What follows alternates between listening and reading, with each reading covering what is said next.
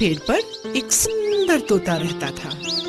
उसके दो छोटे छोटे बच्चे थे जो देखने में बिल्कुल एक जैसे लगते थे। एक दिन जब मम्मा तोता खाना लेने गई, एक शिकारी धीरे से उस पेड़ पर चढ़ा और घोंसले से उसने दोनों बच्चों को उठा लिया। और जब उनको झूले में डाल रहा था, एक तोता तो उड़ गया पर दूसरे को उसने झूले में डाल लिया और अपने घर ले गया। वहां से एक साधु महात्मा जा रहे थे। उन्होंने बड़े प्यार से उसे उठाया और अपने आश्रम ले।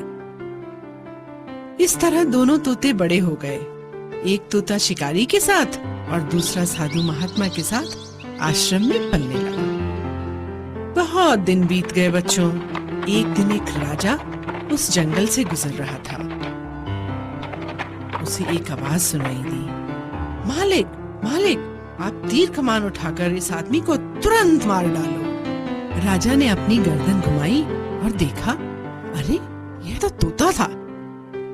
ये कैसी अजीब चिड़िया है। राजा ने सोचा और आगे बढ़ गया। साधु महात्मा की कुटिया में पहुंचकर वह पानी पीने अंदर गया। राजा ने अब दूसरे तोते के पिंजरे की ओर देखा। ये भी ऐसा ही तोता होगा जिससे मैं अभी मिलकर आ रहा हूँ।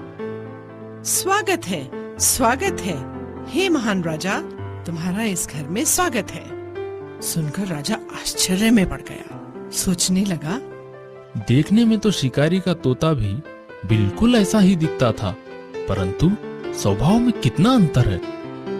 राजा पिंजरे के पास गया और बोला, मैंने जंगल में एक तुम जैसा तोता देखा था, जो देखने में तो तुम्हारे ही जैसा था, पर स्वभाव में बड़ा कठोर था।